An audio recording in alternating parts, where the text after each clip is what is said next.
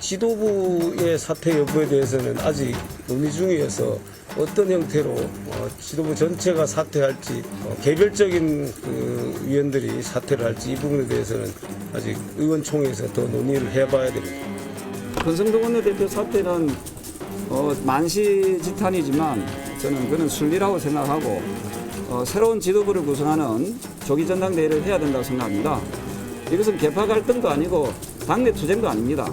내부 권력 투쟁을 위해 국민의힘을 음해하는 민주당의 논리를 칼처럼 휘두르고 오히려 그들의 칭찬을 훈장처럼 여기는 자해적인 정치 행태에 대해 실망을 넘어 분노하는 국민과 당원들이 많습니다. 당내 일각의 지속적인 도발과 자극 그리고 인격보도까지 감내했습니다. 두 분과 이어가도록 하겠습니다. 강성필 더불어민주당 부대변인, 김철현 경일대 특임교수 나오셨습니다. 어서 오십시오. 안녕하세요. 예. 마지막에 저희가 권성동 원내대표의 얘기를 들어봤는데 오늘 오전에 원내대표직에서 사퇴를 했습니다. 일단 그 사퇴 변 듣고 이어가겠습니다. 원내대표로서 저희 책임이 결코 가볍지 않습니다. 그 책임을 회피할 생각도 그리고 변명할 생각도 없습니다. 보수의 재건을 위해 백지에서 새롭게 논의해야 합니다. 저부터 원내대표직을 내려놓겠습니다. 선거에서 패배를 하면은 지도부가 사퇴하는 거는 예정된 수순이죠. 그러니까 권성동 원내대표가 내려오는 거는 일단 예정된 수순이라고 봐야 되겠죠. 네. 원래 이제 정치라는 것이 뭐 이렇게 딱 정해져 있지는 않지만 뭐 큰 선거에서 패배를 하면 통상 지도부가 사퇴를 합니다. 근데 지도부가 모두 사퇴하면은 지도부 공백이 있으니까 그렇죠. 보통 원내대표 한 명이 딱 남아가지고 다음 전당대회를 준비하는 비대위원장을 좀 모신 다음에 그 비대위원장의 역할은 다음 전당대회를 공정하게 준비하는 역할로 한정하고 본인은 물러나는 것이죠. 그러니까 실무적인 일을 위해서. 맞습니다. 그러면은 그 비대위원장이 공정하게 이제 전당대회를 개최를 하고 그 과정 속에서 어떤 당원과 국민들의 지지를 받은 지도자가 새롭게 당을 혁신하고 개혁해 나가는 것이 통상적인 정치 문법이라고 우리가 알고 있죠. 그런데 국민의힘은 언제부터인가 패배를 하거나 잘못되면은 책임을 지고 물러나지 않고 이번엔 내가 더 잘할게. 한 번만 더 봐봐. 이런 목적으로 계속해서 이 당권을 놓지 않으니까 이 상대 어떤 계파에서 불만이 더 쌓아가는 거죠. 근데 과거에 주류와 비주류가 서로 이렇게 책임이 있을 때마다 서로 번갈아 가면서 하면 이번에도 내려놓을 수가 있는 거예요. 왜? 저기서 잘못하면 다음엔 또 내가 하면 되니까. 그런데 저기서 잘못을 했는데 안 내려놓는다. 그러면 이번이 아니면 절대로 내가 당권을 잡을 수 없다는 불안감에 서로 으르렁대고 싸울 수밖에 없는 악순환이 반복되기 때문에 저는 잘못이 있고 책임이 있으면 물러서주는 것이 서로를 위해서 좋다 이런 생각합니다. 그런데 이번에 내려놓은 거잖아요. 근데 지난 이 대선 전에 사실 후보 교체 파동이 있었잖아요. 그때 저는 개인적으로 제가 뭐 국민의힘 당내 사정을 정확히는 모르지만 밖에서 봤을 때는 저는 권영세 비대위원장도 책임은 있지만 저는 실질적으로는 권성동 원내대표가 더 큰 책임이 있다고 생각을 했거든요. 그런데 권영세 비대위원장이 그냥 사퇴만 하길래 저는 이때부터 뭔가 좀 잘못됐다 이런 생각은 해봤습니다.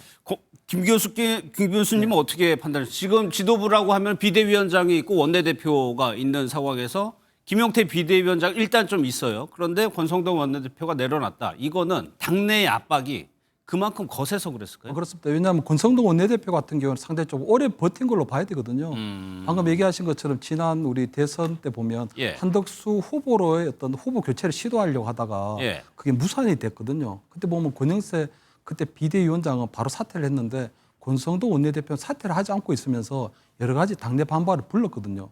아마 권성동 원내대표 입장에서 볼 때는 아마 이번 대선 과정을 잘 치르면서 아마 본인이 지금 친윤계의 좌장 역할을 하고 있기 때문에 나름대로 어떤 당내에서 어떤 정치적 지분을 계속적으로 가져가려고 하는 것이 아니냐 하는 의심을 좀 받았거든요. 그렇죠. 오늘 이제 아마 이번에 대선 끝나고 난 다음에도 권성동 원내대표가 왜 사퇴하지 않느냐. 권성동 원내대표에 대한 퇴진에 굉장히 당내 목소리가 커졌거든요.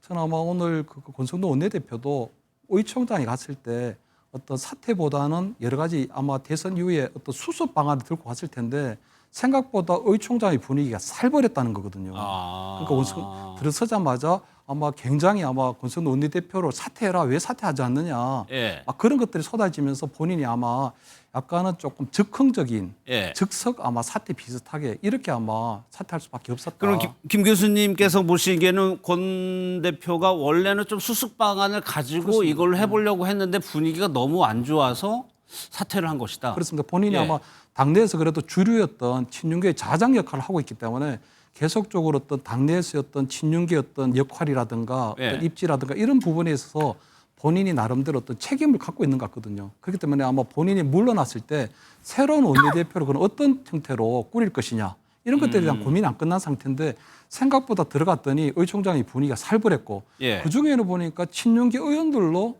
평가되는 예. 이분들도 사퇴를 하라고 했다는 거예요. 그러다 보니까 본인이 아마 그런 친윤계 의원들도 일부 동조하는 걸 보면서 그리고 예. 특히 아마 대선 후보였던 김문수 전 후보가 또 아마 이런 부분에 있어서 아마 여러 가지가 얘기가 나왔기 때문에 예. 아마 권성동 원내대표 입장에서 볼 때는 더 이상 버티기는 좀 힘들지 않았을까. 그렇기 때문에 아마 전격적으로 오늘 사퇴한 걸로 이렇게 보입니다. 그러면 강성필 부대님 당내 그게 어떻게 되는지가 궁금한데 원내대표가 차기 비대위원장까지 정하는 게 이제 그게 규칙이면 지금 원내대표가 사퇴를 해버리면 그 역할을 누가 해야 되는 겁니까? 그러면? 김용태 비대위원장이 있지 않습니까? 예. 그러니까 김용태 비대위원장이 지금 당대표 격이잖아요. 예. 그렇기 때문에 김용태 비대위원장이 저는 어떤 당의 중진들과 그리고 원로들과 계속해서 좀 회동을 해가지고 이 상황을 어떻게 타개하는 게 좋겠냐. 첫 번째, 전당대회를 하는 게 낫겠냐. 예. 아니면 뭐 비대위 체제로 가는 게 낫겠냐. 뭐 전당대회를 한다고 하면 언제 하는 게 낫겠냐. 비대위로 간다면 뭐 새로운 비대위원장을 모셔오냐. 아니면 나와 또 새로운 비대위원들이 새롭게 할 것이냐. 이런 것을 좀 고민을 하는 게 좋은데 저는 아무래도 정치권에서는 당원과 국민들로부터 선출된 사람이 전통성과 권한이 생기는 거거든요. 예. 그러니까 김용태 비대위원장은 개인적으로 전도 유명한 정치인이지만 어쨌든 이 비대위원장, 즉 당대표 격을 본인이 선출직으로 된 게 아니잖아요. 예. 그러니까 어떻게 보면 임명직으로 된 것이기 때문에 권한이 좀 없습니다. 그렇기 때문에 저는 이 제대로 된 개혁과 혁신을 하려면 좀 선출된 지도자가 힘을 가지고 거기서 동력을 가지고 좀 해야 되기 때문에 저는 전당대회를 해야 된다는 말씀이시죠? 제가 봤을 때는 예. 전당대회를 하는 것이 낫지 않을까? 저는 그런 생각을 해봅니다. 그럼 그 부분에 대해서 김 교수님 의견도 한번 생각 한번 일단 바로 들어볼까요? 전당대회로 가기는 좀 힘듭니다. 예. 왜냐하면 당내 지금 여러 가지 개파 갈등이 굉장히 이게 심하고 다 수습이 된 게 아니에요? 수습이 된 게 아니거든요. 물론 우리 뭐 한동훈 전 대표를 중심으로 한 친한계에서는 빨리 우리가 이 대선 패배를 극복하려면 보수 혁신이라든가 보수 재건이 이루어져야 되니 그렇다면 당원 조기 전당대회를 빨리 열어서 예. 어떻게 하자 그러는데 사실은 지금 대선 패배 후유증이 굉장히 크고요. 또 우리 친윤계 또 친한계 거기다 우리 대선에 출마했던 김문수 후보까지도 여러 가지 생각들이 복잡하기 때문에 예. 어떻게 보수를 혁신하고 보수를 재건할 것인가에 대한 전반적인 어떤 공감대가 만들어지질 않았거든요. 그렇다면 지금 김용태 비대위원장이 어쨌든 이번 달 말까지는 임기가 보장돼 있고 또 김용태 비대위원장 같은 경우에는 사실 대선 기간 중에 보면 윤석열 전 대통령에 대해서 탈당을 해라. 예. 또 여러 가지 또 뭐 그 탄핵 반대했던 당론은 무효다. 아니 이런 여러 가지 조금 선명성 있는 행보를 보여왔거든요. 예. 그렇기 때문에 아마 이번 달 말까지 비대위원장직을 나름대로 해 나가는 부분은 별 문제가 없을 것 같고 아마 지금 그 권성동 원내대표가 이제 사퇴를 밝혔기 때문에 이제 새로운 이제 원내대표를 뽑게 되거든요. 그래야 그다음 되겠죠. 그 새로운 원내대표가 어쨌든 이제 뭐 새로운 지도부를 구성하게 되면서 아마 김용태 비대위원장 체제로 그대로 비대위를 갈 건지 아니면 이제 새 원내대표가 새로운 비대위를 꾸리게 될지 이런 예. 부분들은 다른데 아마 김용태 비대위원장도 보면 이번 대선 과정에서 역할을 하긴 했지만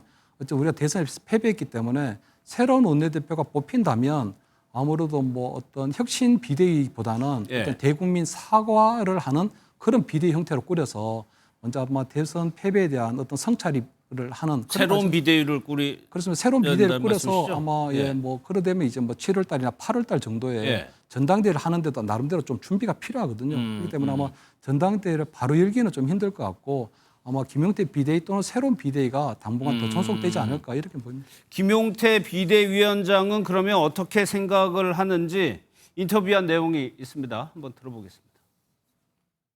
등을 돌린 수도권과 중도층은 끝내 돌아오지 않았고 보수의 핵심 기반인 영남에서도 3년 전에 비해 격차가 줄었습니다. 그 책임 피하지 않겠습니다. 국민 전체를 아우르는 대중정당으로 미래를 말하는 합리적 보수로 환골탈퇴해야 합니다. 다시 시작하겠습니다. 다시 국민의 신뢰를 받들겠습니다. 김 교수님, 일단 김용태 비대위원장은 물러나지 않겠다는 입장이잖아요. 일단 뭐 본인의 거취를 본인이 결정하는 게 아니고 어차피 의원총회에 있는 의원님들이 결정해 주시면 예. 아마 하겠다는 입장인데 뭐 본인이 뭐 비대위원장직에 미련을 두고 있는 건 아닌 것 같거든요. 아까 말씀드린 것처럼 대선에서 어쨌든 뭐 윤석열 전 대통령과의 관계 절연이라든가 탄핵 반대 당론을 무효화하는 문제라든가 특히 그 취임식 당일날도 보면 이재명 대통령과의 어떤 비빔밥 오찬 회동에서도 예. 어쨌든 민주당에서 조금 강행 처리하려고 하는 그런 법원 조직법이나 이런 부분에 있어서는 굉장히 조금 뚜렷한 목소리를 또 내기도 했었거든요. 예. 그렇기 때문에 아마 김용태 비대위원장 체제가 뭐 스스로 물러날 건 없는 것 같고 아마 김용태 비대위원장 체제로 아마 당분간은 더 가지 않을까 하는 이런 뭐 전망을 해봅니다. 예. 권성동 원내대표 관련해서요. 어제 이재명 대통령 취임식에서 김혜경 여사가 인사를 했는데 이거를 좀 무시한 것 아니냐 이런 논란이 잠깐 일었습니다. 그 부분 보고 한번 좀 이어가도록 하겠습니다. 말씀드리기 전에 제가 들어오면서 우리 야당 대표님들을 못 뵈가지고 악수를 못했는데 혹시 오해 안 하시기 바랍니다.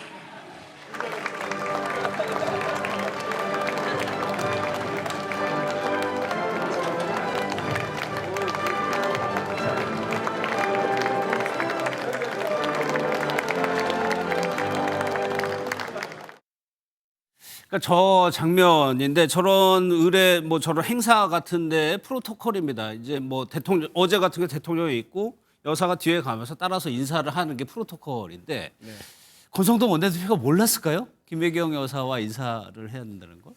모르는데 저는 개인적으로 예. 이 권성동 원내대표가 이재명 대통령과 악수를 하면서 어떤 말을 할까? 뭐라 이렇게 말하면 나는 뭐라고 말할까? 사실 거기에 생각이 좀 꽂혀 있었던 그런 것 같아요. 예. 그러다가 이제 그것을 끝내고 나니까 이제 그래 큰일 치렀다라고 잠시 안도를 하고 있는데 김혜경 여사께서 이렇게 인사를 해서 순간적으로 조금 당황해서 뭐 이렇게 정적이 흘렀다든지 아니면 본인이 조금 뭐 할 말이 없었다든지 그랬을 거지 다른 나쁜 의도를 갖고 저는 그러진 않았을 거라고 저는 그렇게 믿고 있습니다. 특별한 의도는 없었어. 네, 근데 무슨 사실 저 장면 보고 좀 보기 불편했다는 분들 좀 많으셨어요. 그래서 저는 볼 때 이렇게 보면 좀 권성동 원내대표가 약간 고의성은 좀 있다고 보이거든요. 예. 왜냐하면 아마 저 자리에 아마 이재명 대통령 취임을 축하하러 간 자리면 저는 여러 가지 좀 기본적으로 지켜야 되는 예의라고 하는 부분들이 분명히 있는 거거든요. 그리고 이재명 대통령과는 어쨌든 중앙대, 법대, 선후배 사이니까 예. 본인이 또 선배이기도 하고 하지만 어쨌든 이재명 뭐 대통령 그날 취임식을 했기 때문에 아마 김혜경 여사 저렇게 90도 정도 뭐 고개를 숙여서 인사를 하면 당연히 예. 뭐 밥 먹네 정도 인사를 해야 되는데 그런 부분들이 없었다는 거 특히 또 저렇게 뒷짐지고 있는 이런 모습들은 예. 아마 대통령에 대한 예의도 아니지만 기본적인 어떤 인간적인 예의가 없는 거 아니냐 하는 이런 비판을 받을 수밖에 없지 않느냐 이렇게는 보입니다. 예, 사실 지금 협치가 또 주목을 받고 있기 때문에 그래서 강성필 부대는 좀 좋게 해석을 하신 건가요? 아니요, 근데 저런 것에 대해서 사실 또 제가 공격을 하면은 예. 또 본인 의도가 정말로 제가 말씀드렸던 것처럼 그런 의도였다고 하면 더 서운할 수도 있는 것이기 때문에 예. 다음에 뵈게 되면은 그때는 더 오히려 신경 써서 받지. 사실 뭐 여사의 인사를 의도적으로 안 받았던 건 너무 소인배 같잖아요. 저는 그래도 한 정당의 원내대표가 그러진 않았을 거라고 생각합니다. 예, 알겠습니다. 이제 국민의힘의 대선 패배 책임론을 좀 짚어볼 텐데 사실 원인이 뭐냐에 따라서 앞으로의 개혁의 방향이 나올 수도 있기 때문에 그래요. 권성동 원내대표가 뭐라고 얘기했냐면 김 교수님께 먼저 여쭤볼게요. 계파 갈등과 분열이 원팀을 이루지 못해서 이것이 패배로 이어졌다는 취지로 얘기를 했습니다. 여기에 대해서 반대할 사람들도 많거든요, 당내에서. 이 부분은 어떻게 보세요? 일단 뭐 계파 갈등의 형태로 나타난 게 후보 교체 그 파문이거든요. 예.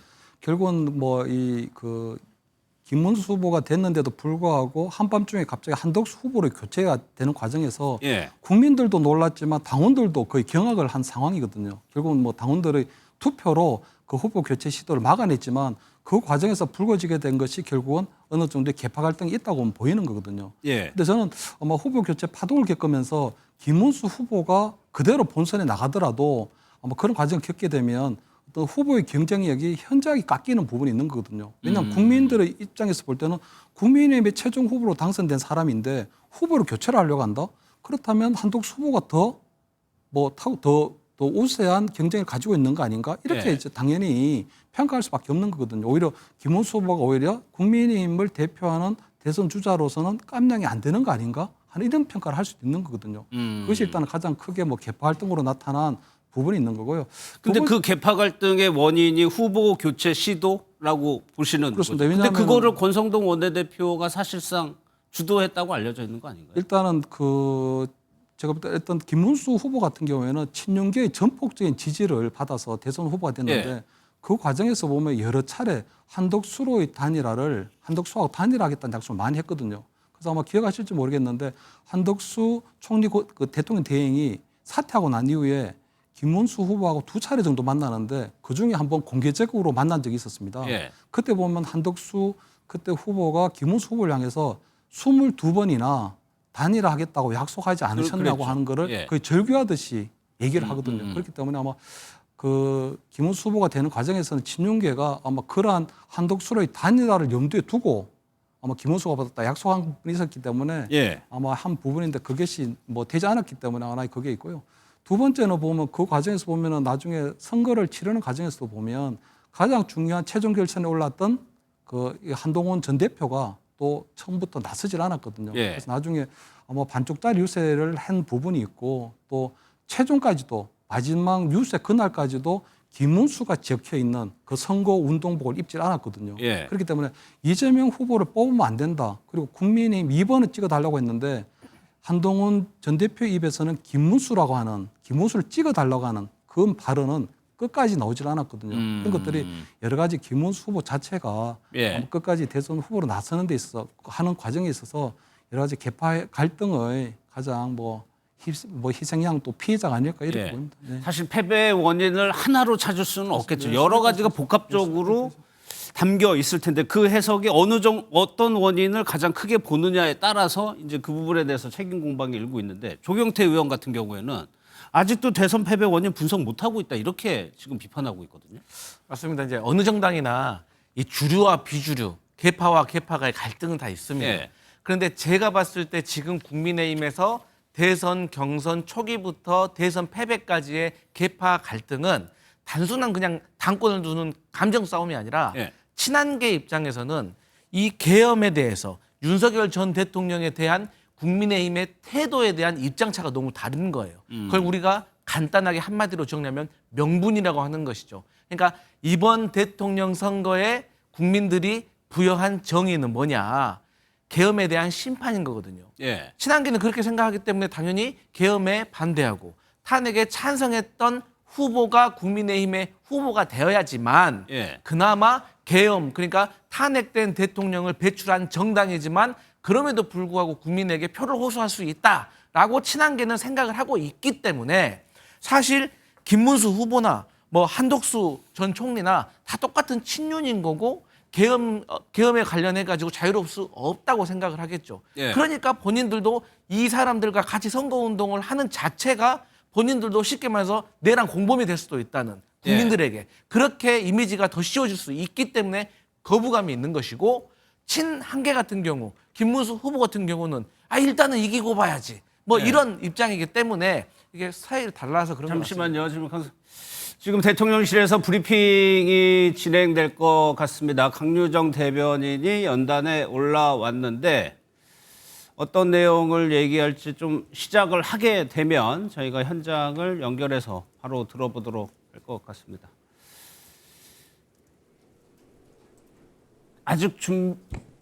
시작합니다. 예. 안녕하세요. 이재명 대통령 대변인 강효정입니다.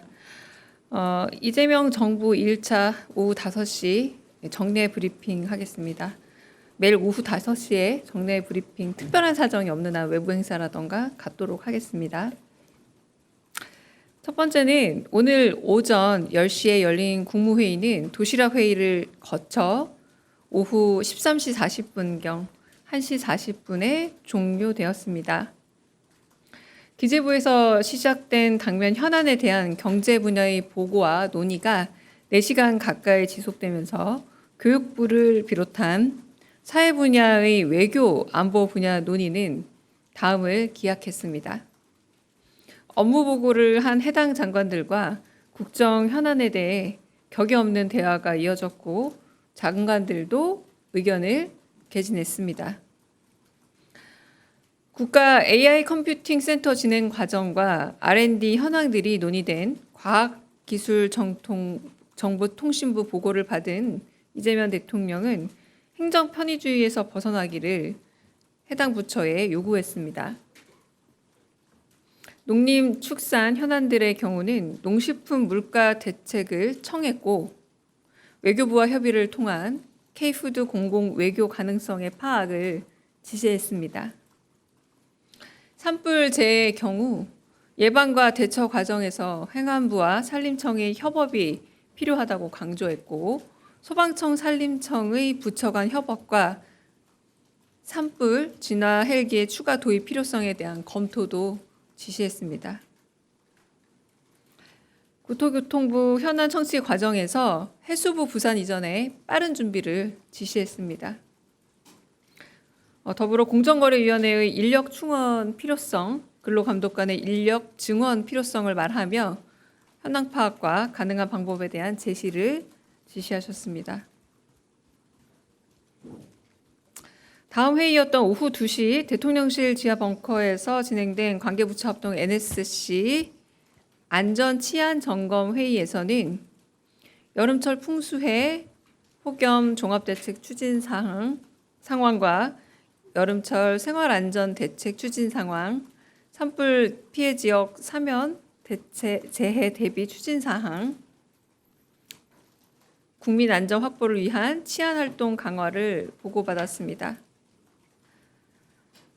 특히 범죄 사실 재현 및 보도, 표현이 범죄의 잔혹성과 기술을 안내하는 역할을 하는 것에 대한 우려를 전하면서 대비 방안들에 대한 의견을 나눴습니다. 회의는 1시간가량 진행됐고요. 3시에 마쳤습니다. 정례 브리핑은 내일 오후 5시에도 다시 만나 뵙겠습니다. 네, 혹시 질의하시고 싶은 부분 있으시다면 촬영. 네, 대통령실 연결해서 강유정 대변인의 정례 브리핑을 들어봤습니다. 오전에 있었던 국무회의 내용을 간략하게 소개를 했고요. 경제 분야에 대한 업무 보고가 먼저 있었던 것 같습니다. 격이 없는 대화가 진행이 됐고요. 2시에 NSC 안전치안 점검 회의도 열었다는 내용을 들었습니다. 예, 알겠습니다. 계속 이어가 보도록 하겠습니다. 그러면은 대선 패배의 책임을 아예 공통 질문을 이제 저희가 띄워놓고 강성필 부대변인께 먼저 여쭤볼게요. 가장 큰 원인이 뭐였다고 보세요, 강성필? 그러니까 가장 큰 원인은 그 윤석열 전 대통령께서 불법적으로 선포하신 비상 계엄에 대해서 예. 국민의힘이 발빠르게 제때 사과하고 반성하지 못했다. 이것을 끝까지 옹호하려 했고 또 탄핵 심판 과정에서도 계속 탄핵을 명분 없이 반대했던 것. 예. 저는 이것이 대선 패배의 원인까지 이어졌다. 그래서 예. 국민의힘이 다시 태어나려면 이 부분에 있어서 쉽게 말해서 탄핵의 강을 건너야 된다. 예. 저는 그렇게 보고 있습니다. 권성동 원내대표는 이 분열을 얘기했던 것 같아요. 그럼 김철원 교수께서는 여기 중에는 가장 큰 원인은 뭐였다고 보세요? 일단 개파 갈등이나 분열이라는 부분도 있지만요. 사실은 지금 방금 얘기하신 것처럼 어떤 탄핵으로 치른 대선, 그렇죠. 탄핵으로 치러지는 예. 대선이기 때문에 이 탄핵에 대한 입장이 어떠하냐 이런 것들이 굉장히 중요했거든요. 왜냐하면 어쨌든 그 비상계엄이라는 어떤 트라우마가 있고 탄핵이라는 걸 통해서 어떤 윤석열 전 대통령에 대한 어떤 법적인 책임을 물었지만 예. 윤석열 전 대통령을 뽑은 우리 국민들 입장에서 볼 때는 어떠한 형태로의 어떤 정치적 심판이 필요한 부분이 있었거든요. 예. 어떤 국민의힘이 이 윤석열 전 대통령의 비상계엄과 탄핵에 대해서 어떤 입장을 취하는가 이런 부분들이 굉장히 중요했는데 아마 김문수 후보 입장에서 볼 때는 세 차례의 토론에서 이재명 후보가 집요하게 이 계엄에 대해서 예. 탄핵에 대해서 윤석열 전 대통령과의 관계에 대해서 묻는데 그 세 차례에 대해서 한 번도 시원하게 얘기를 못했거든요. 오죽하면 김용태 비대위원장이 나서서 윤석열 전 대통령의 탈당을 권고하고 예. 탄핵 반대 당론을 무효화시켜야 된다는 얘기를 대신했거든요. 그러다 예. 보니 아무래도 국민들 입장에서 볼 때는 아마 김문수 후보에 대해서 전체적으로 지지하기는 좀 힘들었을 것이다. 예. 다만 이번에 아마 투표 결과를 보면 강원도하고 대구, 경북, 부산, 경남을 비롯한 영남권에서는 거꾸로 김문수 후보의 지지율이 높았거든요. 예. 그렇다는 건 저는 김문수 후보가 왜 이재명 후보보다 강원도와 영남권에서는 더 표가 많이 나왔을까 하는 부분들도 좀 고민해야 볼 필요가 있다고 보이는데, 그렇다는 건 결국 민주당에서 얘기했던 내란 종식이라고 하는 프레임이 강원도와 영남에서 먹히지 않았다는 거거든요. 예. 그럼 왜 그것이 보수 유권자들의 마음을 흔들지 못했을까? 그 부분은 저는 아마 우리 영남과 강원에 있는 우리 유권자들 입장에서 볼 때는 계엄이라든가 탄핵은 분명히 잘못된 것이고, 거기에 대해서 윤석열 전 대통령이 파면이라는 절차를 거쳤는데, 그렇다면 윤석열 전 대통령이 했던 그 비상계엄에 대해 민주당은 아무런 책임이 없느냐, 이재명 후보는 아무런 책임이 없느냐 하는 그런 부분을 묻는다고 보이거든요. 어쨌든 네. 비상계엄의 원인에는 뭐 민주당에서 그때 계속했던 어떤 일방적인 강행 처리하는 법안이라든가 특검이라든가 여러 가지 부분들이 비상계엄을 촉발시킨 원인이 됐을 것이다. 예. 그렇다면 윤석열 전 대통령이 파면이라는 책임을 졌다면 민주당도 거기에 상응하는 일정 부분의 책임이 있는 거 아니냐 하는 그런 부분들을 저는 강원이나 우리 영남에 있는 유권자들이 지금 민주당 또는 이재명 대통령에게 묻고 있는 부분이라고 보이거든요. 예. 그렇기 때문에 저는 아마 나름대로 전체적인 어떤 이번 김문수 후보가 패배한 부분에 있어서는 윤석열 전 대통령의 어떤 비상계엄과 탄핵, 그리고 김문수 후보의 그 계엄과 탄핵으로부터 자유롭지 못했던 그 입장, 이런 예. 것들이 가장 유권자들의 어떤 판단에 가장 큰 영향을 미친 게 아닐까, 이렇게는 보입니다.